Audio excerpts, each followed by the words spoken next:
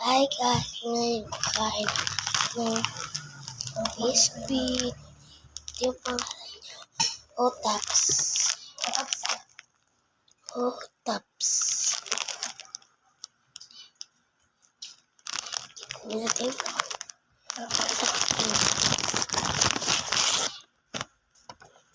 Ganda yung itsura niya guys. Tapos yung unahin natin. 15 is this one. Papantis natin. Hi guys, sakay tayo dito ng kailangan tayo mag-iwan ng isang piraso. Tiwasin natin. Sprinkle